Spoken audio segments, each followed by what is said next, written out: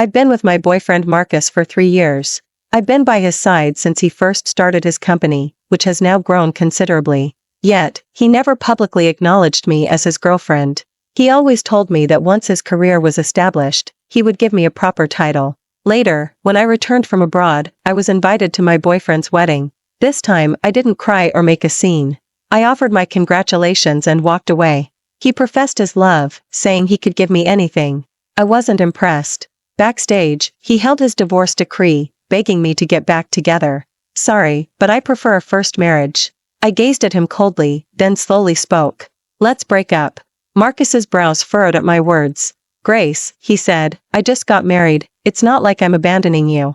Why are you making such a fuss? My gaze fell on the wedding photo displayed on the large screen. My voice was calm and steady. You got married. That means we're over. I've already had a courier send back the things you left at my place. Marcus's face gradually darkened. He abruptly cut me off. Grace, Victoria, and I only got married to appease my family. I needed someone who could give me a boost, and she was the perfect fit. Her father is the chairman of the Shin. I'm just using her. I have no feelings for her whatsoever. Can't you stop making such a scene over something so trivial and embarrassing me? I gave you love and material comfort. Do you really need that piece of paper too? When a blind person regains their sight, the first thing they do is discard their cane. Even if that cane had been their companion for years, it's no exception. I let out a long breath. Victoria is your lawfully wedded wife. That's how it should be. What, Mr. Marcus, do you expect me to be your secret lover for the rest of my life? Grace, Marcus said, barely containing his anger. You're being too willful, too immature. And now you're throwing a tantrum at me? Are you playing games with this breakup, trying to get ahead by retreating, Grace? Tell me, what do you really want? Just stop showing up in front of Victoria and wait for me patiently at the ocean view. But hadn't Marcus been the one to suggest breaking up many times before? That's right. Over the years, breaking up had become his bargaining chip to threaten me. I told you, don't provoke me when it comes to my bottom line. Are you afraid I'll ruin your future in front of Victoria? I'm tired, and I won't concern myself with things that have nothing to do with me. This time, I'd been busy for a long time, supporting photography work in Africa. Also, I could rush back for Marcus's birthday. But I never expected to land and walk right into my boyfriend's wedding. Marcus adjusted his glasses. Grace, he curled his lips into a mocking smile. Don't push your luck, or I'll really abandon you in the end. Aren't you afraid I'll end up having a child with her? I pushed his hand away. Move, I'm leaving. Marcus didn't stop me. He knew I could never leave him. He thought I'd be like before, always rushing to win him back every time he mentioned breaking up. 3 years ago, my stepmother planned to marry me off to the son of a nouveau riche family in a neighboring village. It was Marcus who saved me, using all his savings, 50,000. From then on, my entire heart was tied to him. Even when rumors of his affair surfaced again and again, I couldn't leave him. I'd rather endure it than hear the word goodbye. And now, he remained completely unfazed. I really wanted to know, when I stopped patching up this broken relationship, Marcus, would you feel even a hint of regret? Would you come and apologize to me? Dragging my heavy body home, I sat motionless on the sofa for a long time. I took out the carefully chosen birthday gift from my suitcase. I had painstakingly picked it out at various airports during my layovers. Unfortunately, its intended recipient didn't even glance at it. In truth, like the gift, I felt battered and worthless. I made a social media post, anyone up for a spontaneous trip to Ocean View City for some food? Comments poured in, but not a single person could actually go. My best friend Luna video called me. The moment I picked up, she started complaining. Sweetie, she said, my uncle's been burying me with work lately. It's piling up, so I can't go with you. Luna, we can go when you're free. My work is flexible. How will you go alone then? I'm worried. Did really get married? Yeah, I just attended his wedding. Grace, are you okay? You're not too shocked, are you? I put my phone on speaker, and while packing the camera I'd need for Ocean View City, I replied, I'm fine. Just going to put an end to a chapter of my life. For a while, Luna didn't respond. Luna, are you there? If you're busy, I'll hang up. Sweetie, I know someone in Ocean View City. I'll give him your number in a bit and tell him to look out for you. I'd feel much better knowing he's there. With that, Luna quickly hung up. I lay down on the sofa. Soon after, an unknown number called, and I answered. A long unheard voice came through. Grace, it's me, Ethan. I'm waiting for you in Ocean View City. My thoughts drifted back to my university days. and a bold, unrestrained figure appeared before my eyes. It was Luna's brother, Ethan, the senior who had taken great care of me in college because of Luna. Because I'd decided to come to Ocean View City last minute, it was already late when I arrived in a transit city. Stepping out of the airport, I spotted him immediately. Behind him were his secretary and driver, presenting the aura of a successful businessman. He was now a rising star in the business world, wielding great power and renown. Luna used to joke about me becoming her sister-in-law, but I never took it seriously. Later, after graduation, when Marcus saved me, he would even get jealous of Ethan, making me delete Ethan's contact information. A year after Marcus started his company, his partnership with Ethan's company ran into problems. I contacted him through Luna, asking for his help. Watching him command the situation now, I couldn't help but feel a little disoriented. Ethan walked up to me. "Grace, long time no see." His clear voice pulled me back to reality. "Long time no see." Sitting in the car, Ethan suddenly leaned closer to me. "Buckle up." I nodded, looking down to hide my inner panic. "Grace, since you're in Ocean View City, fancy a drink?" "Huh? I'm flexible, whatever you prefer." As the alcohol went to my head, my vision blurred. Drunk, I stared at the muscular man performing on stage. Suddenly, my wrist was gripped by a strong hand. "Grace, you're drunk." The alcohol dulled my reactions, and words slipped out without thinking. 8-pack abs. I stood up, pointed at the stage, and then stumbled over something. I tumbled onto Ethan, my hand landing right on his abs. "Grace, feel free to touch. It's on the house." Feeling the clearly defined abdominal muscles beneath my hand, I unconsciously swallowed. Feeling a wolfish gaze, I sobered up considerably and quickly stood up. "I'm sorry, I didn't mean to." "It's fine, I know," Ethan said, and then poured me another drink. At that moment, I felt like a lobster in a pot. My whole body was burning hot. I must have been truly drunk. I hadn't even been in Ocean View City for half a day, and I'd already touched Ethan. "Here, welcome to Ocean View City." I stared at the hand holding the glass. It was truly beautiful, long, slender fingers with clearly defined knuckles, exquisitely beautiful. With the swaying glass, it was indescribably sexy. My gaze slowly moved up, landing on his refined, profound face. I couldn't help but marvel. The Shin family's genes were truly amazing. "Ethan, thank you for today. You're Luna's good friend, and my parents like you too. With me, you never have to say thank you." I looked up into the depths of his eyes, seeing a tiny reflection of myself there. I cupped his face and, before he could react, kissed him decisively. Perhaps the alcohol had muddled my mind, as I gazed at the stunned Ethan. "Ethan, do you like me?" His reply was a deepening kiss that left me breathless. My mind went blank, and I forgot how to breathe on my own. When the long kiss ended, I leaned against Ethan. "Grace, how about we make a deal? Consider it repayment for that $50,000 from 3 years ago?" I sat up. "How do you know about the $50,000? "Luna doesn't even know." "Because it was mine. It always has been. Marcus told me back then it was all his savings." Ethan looked down at me. "Grace, seriously, do you think that's possible? It was me who gave him the money to help you back then, and I even gave him some startup capital. Then why wasn't it you who came to save me back then?" "Grace," Ethan said, tucking a strand of hair behind my ear. "At the time, something happened with my family, and I was sent abroad. By the time I returned, I couldn't reach you anymore. When I next heard about you, you were already with Marcus. Seeing that you were happy, I didn't want to disturb you. If it weren't for you, Marcus wouldn't have had his meteoric rise. So I have a favor I need you to do for me." "What favor?" "Grace, be my girlfriend for a month." "What? Why me?" Ethan suddenly smiled. "Because my family likes you, you're my best option." My brain struggled to process it. Everything was happening too fast. The man in front of me was handsome and came from a good family. For me, it was a win-win situation. "I can agree to help you, but only for the month you mentioned. Let's sign an agreement for 1 month. I'll leave when the time is up." Ethan glanced at me. "Grace, with me, there's no such thing as a contract girlfriend. I just want to be with you. Let that month be our agreement. If you still haven't fallen for me, I'll let you go." I raised my hand in assurance. "Asking you to sign an agreement is to protect your interests. After all, I have a family that constantly demands money. I don't want to drag you into my mess. Wouldn't it be great if I worked for you for free for a month? For a boss, that's a sure win."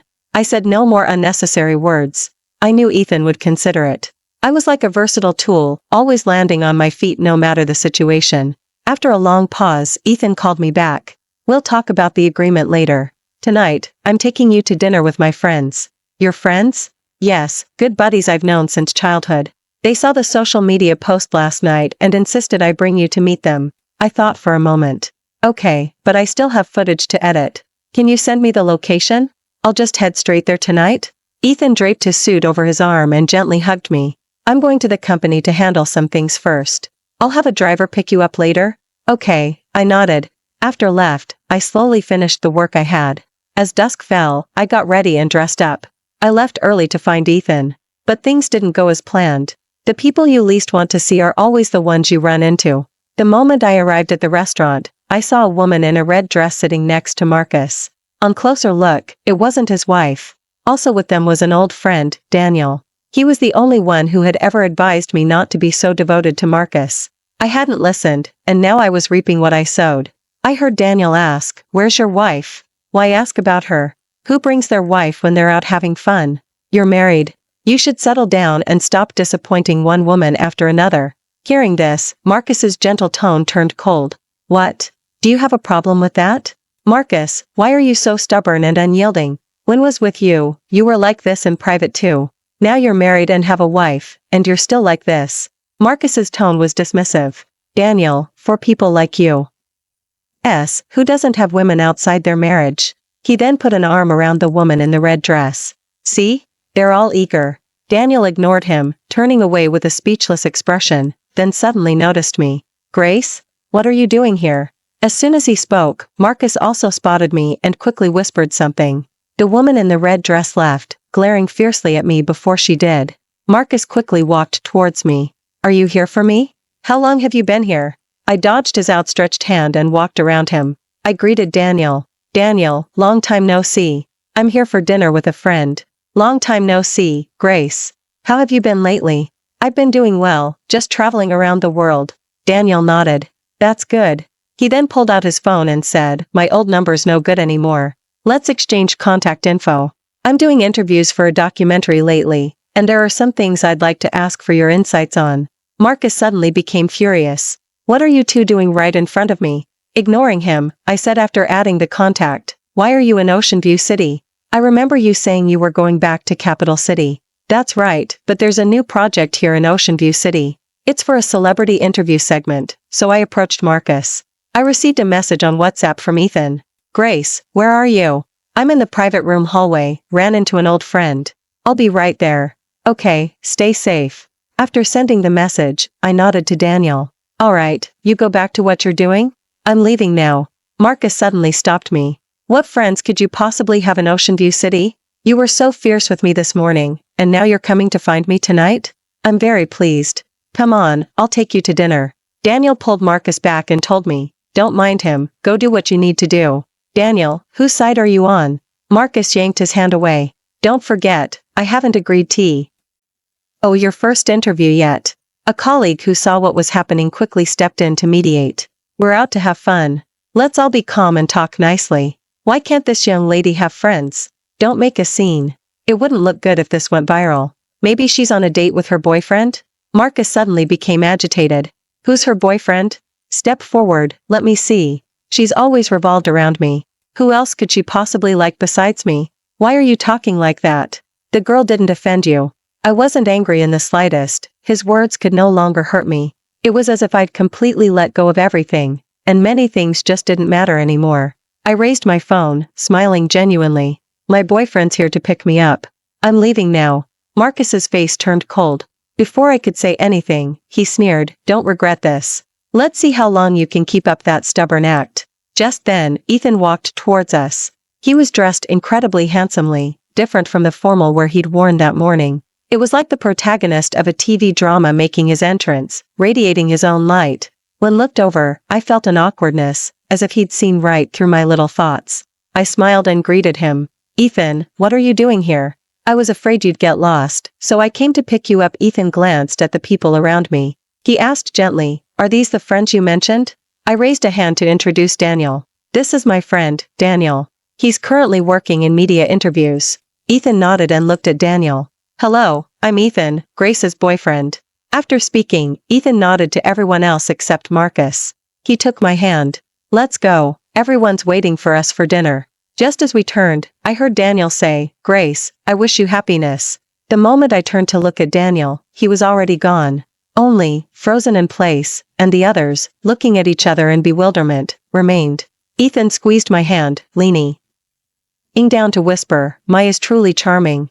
Someone's already trying to steal you away from me just by having dinner. Don't talk nonsense. Daniel helped me a lot back then. We're just friends." Alright. I wasn't trying to stop you. My rival is right here, and Grace, you won't even let me be jealous? Ethan, if you say one more word, I'm really going to ignore you. With that, I nudged Ethan towards the private room. You go in first. I don't know anyone. Ethan wrapped an arm around me and opened the private room door. Inside the private room were 3 young men. I smiled slightly. Raising my hand, I greeted them. "Hello everyone, I'm Grace, Ethan's girlfriend." Ethan then chimed in glibly from the side, "And I'm Grace's boyfriend." This immediately broke the stiff atmosphere in the room. Ethan led me to the table and seated me, then hung up my bag and coat. "Well, isn't my girlfriend beautiful? Seeing is believing. Grace, how did you end up with him?" "Ha ha ha ha, yeah, Ethan, you didn't trick her into this, did you?" It was probably me who tricked Ethan, kissing him as soon as I arrived in Ocean View City. Who kisses someone right after meeting them? I wiped my forehead with a tissue. What's wrong? Nervous? No, I'm just a little warm. Grace, don't be nervous. We're Ethan's childhood friends. We just came to see who finally tamed him. I nodded. Ethan told me about you before we came. Let's eat and chat. After all the dishes were served, Ethan ordered a glass of milk for me. You stick to milk, I'll handle the drinking. Okay, I nodded. Seeing in me like this, his childhood friends immediately clutched their chests and said, "Oh, come on, you two, tone it down. We haven't even eaten yet, and we're already full on PDA. Exactly. Can you consider us single people for a change? I shouldn't even be here today. I should be hiding under a car." My face flushed instantly. I poked Ethan's muscle. Ethan hooked his finger with mine and said, "What? Sour grapes? You guys be careful, don't make my Grace shy. If she doesn't eat well, I'll make you work overtime." "Oh, come on, that's possessive. Is this really the influential Ethan we know? We've met everyone, and we've eaten. We'll take our leave first. You two enjoy your meal. See you next time, Grace." After they had walked away, I curiously asked Ethan, "Have you ever brought girls to meet them before?" Ethan thought for a moment. "Do my sister and my mom count?" I reached out, preparing to playfully poke Ethan, but he caught my hand. "Grace, do you like my abs that much? It's fine, we'll have plenty of time to explore them later when we're back." "Ethan, what kind of dirty thoughts are in your head?" Ethan flexed his arms, squeezing his biceps. "Grace, what are you thinking? I was talking about this. What, or is there something you want to do? I'm open to anything." Staring at his handsome face suddenly so close, I lowered my head and ate my rice. "Hurry and eat, I don't want to talk to you." "Grace, your face is so red. What are you thinking about? Do you need some liquid courage?" Ethan put a piece of selected fish into my bowl. "Alright, I won't say any more. I'll take you to the beach to see fireworks later." I didn't respond. He certainly was the boss. His words flowed like a machine gun, full of witty remarks. And so, I spent a period of comfortable days. Just as my life was gradually getting back on track, I received a call from my dad. "Grace, you're not getting any younger. When are you getting married?" "Dad, I don't have any plans to get married right now." "Didn't you date Marcus for a long time? You should get married. You're getting older, it'll be harder to get married later." "Marcus and I broke up. We're not getting married." "What?" My stepmother's shriek came through the phone. "Grace, you broke up with him? What about your brother? What does my marriage status have to do with him?" "What do you mean what does it have to do with him? Your brother has a girlfriend, their future. Marcus said he'd take responsibility for your brother. You were with him for 3 years and couldn't even capture his heart. You're such a failure." "I don't care. Even if you don't get married, their future. What he promised you is his business, it has nothing to do with me. He's your brother, you're responsible. My resident status. I have nothing to do with any of you. Grace, if you don't take care of your brother now, what will you do when you're old? Won't you still have to rely on your brother to take care of you?" "That sounds nice. Don't bother me." The call was harshly cut off. A strange text message came through. "Grace, when you've thought it over, contact me anytime." So was the instigator behind all of this. But I was still grateful to have left Bay City. And grateful to have chosen this freelance profession, traveling around freely. It didn't give my stepmother a second chance to come to my workplace and make a scene. I sat alone in my room for an entire afternoon. My family dynamic is just like any traditional one. Worldly prejudices wouldn't allow me to let go of the past. Looking at the messages Marcus had sent, I typed and deleted my reply over and over. In the end, only a few words were successfully sent. Let's meet. Now. At the coffee shop downstairs. Grace, are you sure? No backing out. Before going to the coffee shop, I sent Ethan a message. I have a collaboration to discuss tonight, so I won't be joining you for dinner. What kind of collaboration? Do you need my help? No, it's nothing important. Just at the coffee shop downstairs. Okay, I'll wait for you to come home tonight. I organized my files and went downstairs early. I found a relatively secluded spot and sat down. I sent Marcus my seating information and waited for him to arrive. Not long after ordering my coffee, I saw Marcus approaching from a distance, carrying a bouquet of red roses. Seeing me, Marcus quickly walked over. Grace, I told you couldn't leave me. He placed the roses in front of me. See? I carefully selected these roses for you. I placed the flowers far under the table. I asked to see you today because there's something I need to say. Did you call my stepmother? Yeah, I called them. Didn't say anything else, just checked in on them. Marcus, you know perfectly well this is what I hate the most. Ha ha ha ha. Marcus spread his hands and leaned back into the sofa. That's right. What you hate most is something you can't escape. Otherwise, how would you be sitting here talking to me? Have you thought about it? I'll be returning to Bay City soon. Will you come with me? I won't be going back with you. I came today to completely lay all my cards on the table with you. I tossed the file envelope in front of Marcus and took a sip of my coffee. Mr. Marcus, take a look. What is this? Don't ask, just look first. I'm going to the restroom. When I returned from the restroom, Marcus's feet were surrounded by cigarette butts. I sighed, feeling annoyed for the waiter. As soon as I sat down, Marcus looked up at me fiercely. How did you get these? Mr. Marcus, you're quite forgetful, aren't you? Didn't you know I'm a photographer? If I want to find out something, isn't it a piece of cake? His cigarette-holding fingers twitched as he stared at me coldly. Grace, are you threatening me? The next second, I softly replied, weren't you the one who threatened me first? I'm just stating facts. If you didn't do it, what are you afraid of? Since you knew all this, why did you stay with me for so long? Is it because you've always loved me? Marcus, don't overvalue yourself. It was only because I was kind.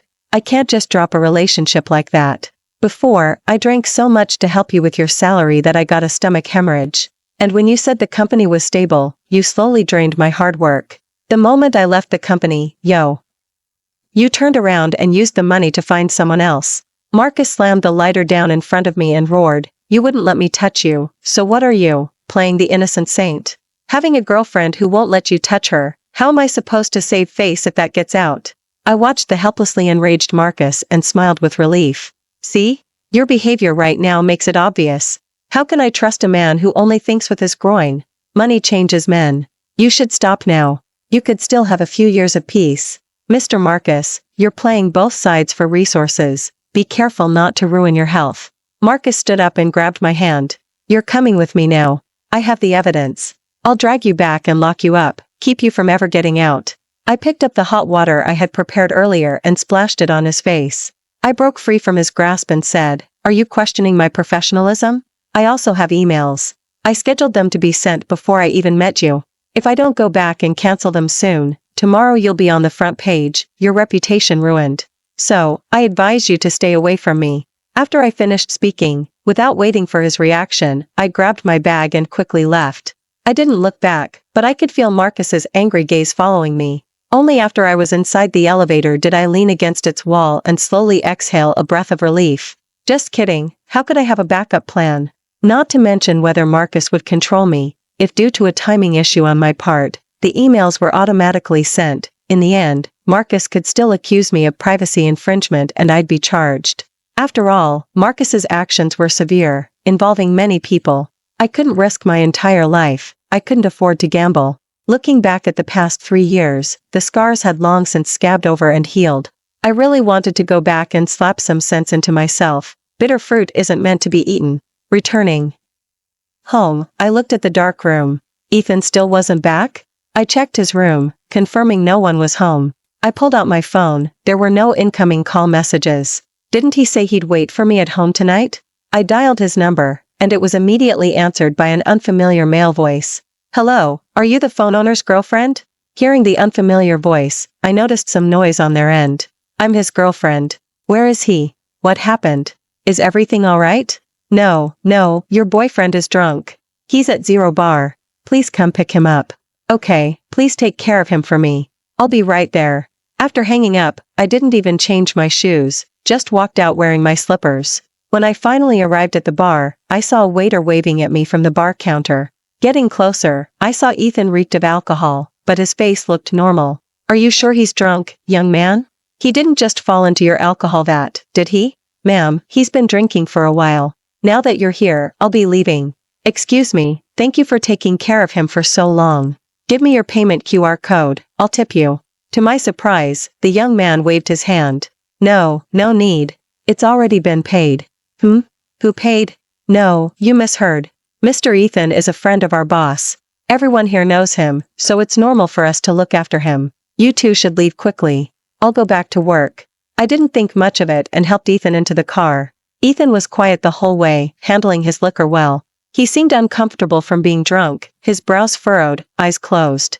I'd never seen him bothered by work. He was usually the one scolding others, and no one dared to cross him. I suspected his drunkenness tonight had something to do with me. After we got out of the car, I managed to help him onto the sofa. While I was making him some hangover tea, Ethan pushed open the kitchen door. He hugged me from behind and whimpered, I thought you weren't coming back. WH.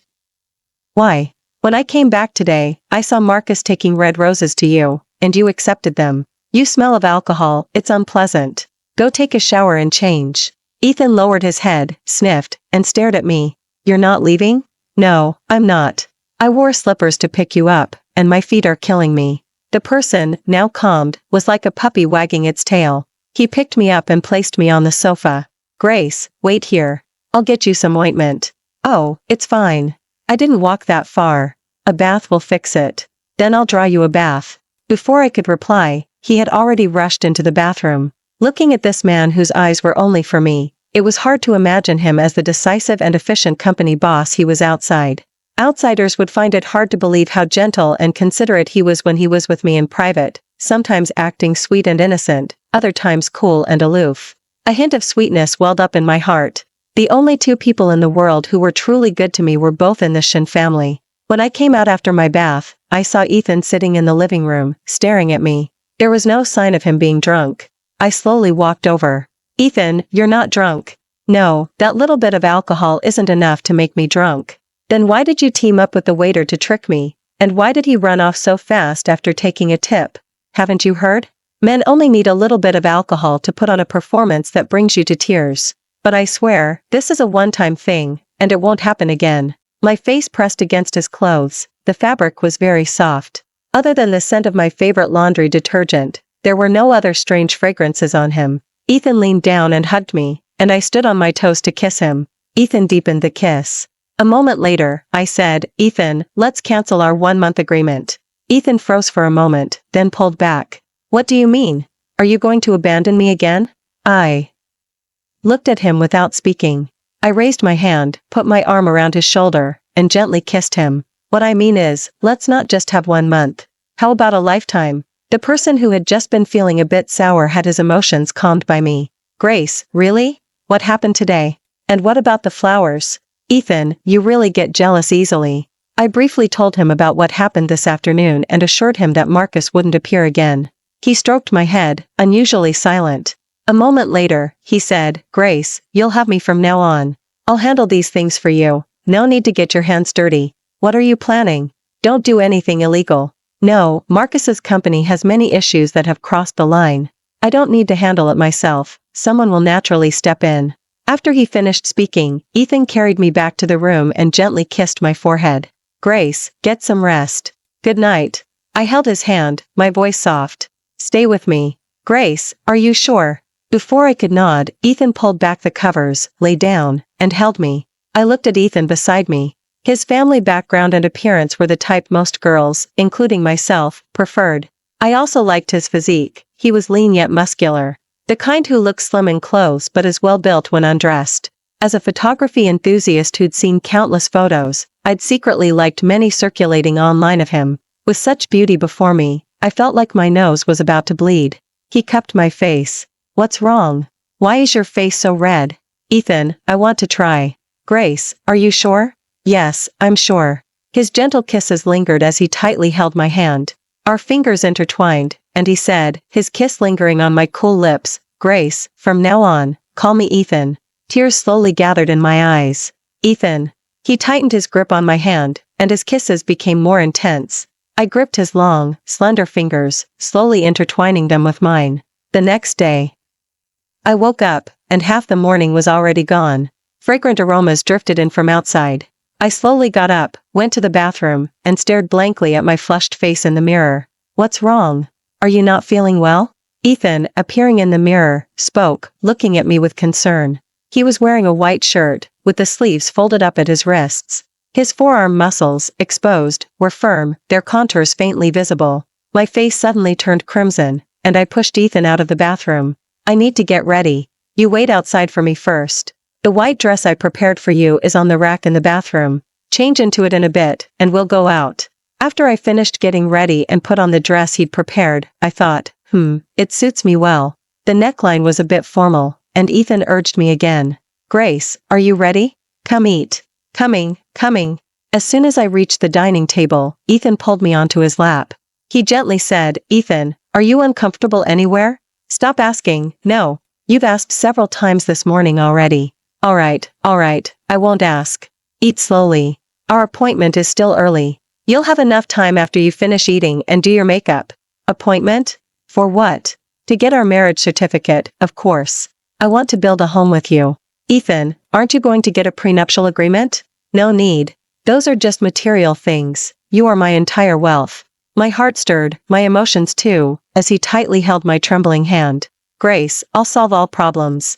Leave it to me. Aren't you afraid of my stepmother? And a family that leeches off others? I've already sent a lawyer over to calculate the expenses for the years they raised you. From now on, the village committee will send your father a monthly sum for his retirement. As for your stepmother and stepbrother, there's no obligation to support them. They won't be able to cause any trouble. I hugged Ethan tightly, feeling more surprise than just gratitude. Because someone was truly loving me, using all his love to protect me and give me the greatest happiness. Grace, don't cry. Today's a good day. I'm already impatient to go to the county's office. I'm full. I'll go get ready. Grace, you don't need too much fuss. You're already beautiful. Getting the marriage certificate was exceptionally smooth, from queuing for photos to the stamp falling. In about 10 minutes, the freshly minted marriage certificate was in our hands. I didn't sweets, but he handed them out to everyone he saw. He was really thoughtful. When we got to the entrance of the county's office, Ethan took my hand and said, Mrs. Shen, come here for a picture. After the picture, Ethan was tapping away furiously on his phone. I opened his social media post. His profile picture was changed to our shared photo, and the background was our marriage certificate. His social media post was pinned to the top, displaying, Day 1 of being the husband of Grace, the amazing photographer. As soon as he posted, his phone wouldn't stop ringing. Ethan's phone was practically sparking from all the notifications. I also posted something on my social media and showed it to Ethan. He tossed his phone into the car, leaned in, and gently kissed me. Out of the corner of my eye, I saw people passing by, so I nudged him. There are too many people. Let's go quickly. Then we'll continue at home. Ethan, please calm down. Don't make me die of embarrassment. Grace, you need to get used to it. We're married now, legally. I covered my blazing red face and urged, let's just go first. We can talk about it at home. That evening, after we finished the romantic dinner Ethan had prepared, I sat on the balcony, looking out at the city lights. I quietly lay in Ethan's arms and said, Luna just said you were too quick. You whisked away her best friend. Speaking of which, I think we should finish what we didn't get to do earlier today. Ethan stood up and picked me up. And as for quick, don't you know? Ah, Ethan, you pervert. We're talking about two different things. Marriage changes everything. Ethan gently placed me on the bed and leaned over me, staring. It's fine. Now we're talking about the same thing. Just as things were getting passionate, my phone suddenly wouldn't stop ringing. I didn't intend to answer, but the caller wouldn't give up. Ethan had a hint of annoyance on his face as he picked up my phone and handed it to me. Put it on speaker. He'd better have something extremely important to say. I gently soothed his impatience, motioning for him to stay silent. I answered the call, and Marcus's voice came from the other end. Grace, my divorce decree is finalized. I've also cut off all my outside relationships completely. Come back. Let's get back together, okay? I looked at Ethan behind me, who was getting handsy, and nudged him. His hand wrapped around my waist. His fingers were long and slender, with distinct knuckles, but my thoughts had already drifted far away. Marcus was still rambling on the other end of the line. Suddenly annoyed, I interrupted him. Marcus, I'm sorry, I prefer first marriages. I haven't had a chance to tell you yet, but I just got my marriage certificate today. On the other end of the line, it instantly fell silent. Just as I was about to hang up, Marcus's voice rang out again. Grace, who did you marry? You always told me before that you wouldn't get back together with me because I was married. Now that I'm divorced, you actually went and got married to someone else. Grace, are you playing games with me? Ethan snatched the phone from me. Marcus, this is Ethan. If you bother my wife again, I'll make sure you can never recover. Ethan, do you know how boring Grace is? Marcus, say one more word, and I'll make you homeless. You know I have the power to do that. I hear you've been under investigation recently. I wonder what your partners will do when they find out? Ethan hung up the phone directly and blocked and deleted the number. Don't answer unknown numbers from now on. I quietly asked, Ethan, are you angry? Ethan leaned down. Grace, don't waste time. We can talk about anything else tomorrow. The next time I heard news of Marcus was after our wedding. He was admitted to a psychiatric hospital. I wasn't surprised. After his divorce, his ex-wife exposed his dirty secrets. When's company fell into an economic crisis, Victoria collaborated with major media outlets and internet trolls to expose Marcus's photos and videos. They were even more disgusting than what I had obtained previously. Because of this, Ethan was jealous for quite a while. He only calmed down after I repeatedly promised I hadn't seen them and agreed to certain things. Marcus was found to have committed numerous illegal acts. His company went bankrupt, and Marcus fell into despair. In his desperation, he exploited a gap in the wedding preparations. He planned to use me to control Ethan and profit from it. Unexpectedly, Ethan was already prepared. When secretly entered the wedding backstage, he was caught by bodyguards and sent to the police station. Due to his inner fear combined with falling into despair, Marcus went insane on his first day in custody.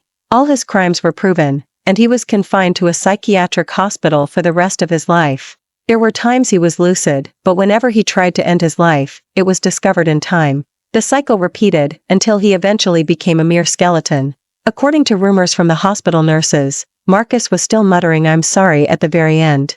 But it was all too late. It wasn't that he regretted it, but that he couldn't bear the blow of losing everything. And I hoped for my next life, and the life after that, to meet Ethan, for eternity. Thank you for watching today's story. If you enjoyed this video, please give it a like and share it with your friends. We look forward to hearing your thoughts in the comments. Feel free to share your perspectives, and don't forget to subscribe to our channel for more exciting stories. See you next time.